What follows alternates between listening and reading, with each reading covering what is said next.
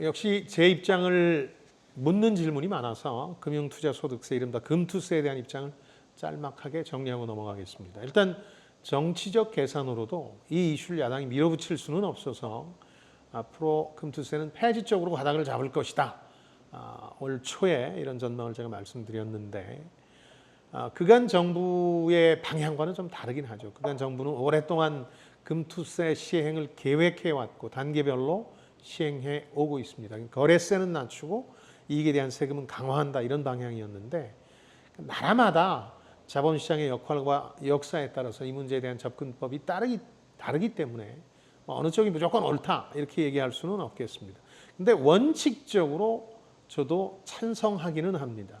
근데 이 소득 있는 곳에 세금 있다는 대전제에 따라야 한다는 원칙에는 저도 동의하는데, 그러나 일에는 순서가 있는 법입니다.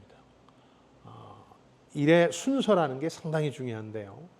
금투세 시행 전에 자본시장을 손볼 필요가 있다는 얘기입니다. 이건 워낙 입이 아프도록 얘기했던 거니까 무슨 얘기인지 아실 겁니다.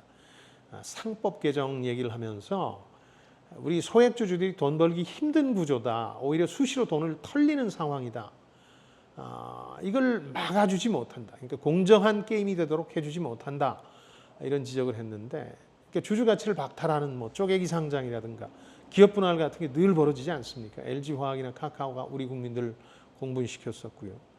이 대주주 자금 조달을 위해서 소액주주, 개미들이 수시로 당하는 불공정한 게임인데, 이런 상황에서 어렵게 약간 번다 싶다가도 언제 크게 털릴지 모르는 그런 또 구조죠.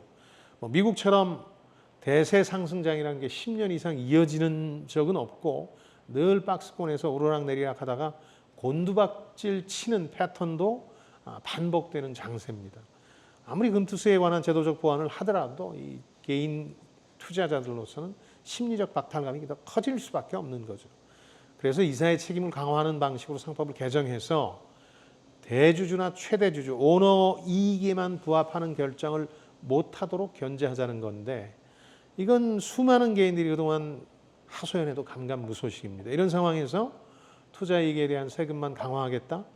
동의할 투자자가 별로 많지 않을 겁니다. 이런 자본시장 개혁 조치를 선행한 다음에 금투세 논의가 본격화되는 데 대해서는 동의합니다. 금투세 논의를 지금 끝내자는 건 지금 당장 장이 안 좋기 때문은 아닙니다. 지금도 안 좋은 정치를 누르는 대형 악재이긴 한데 이것 때문에 그런 건 아니고, 이 문제가 원칙에 관한 문제라고 이 경제 관료들이 주장을 계속하는데, 만약 그렇다면 다른 원칙도 바로 세울 필요가 있다는 것이죠.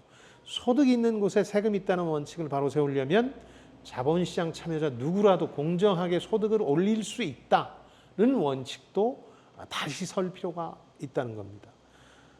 이 문제는 또 부자 감세로만 볼 문제도 아닙니다. 손에 꼽을 만큼의 대주주나 최대주주, 오너 말고, 그러니까 5%를 제외한 95%의 소액 주주들은 부자도 아닐 뿐더러 우리 경제의 미래를 믿고 자본시장에 돈을 댄 사람들입니다.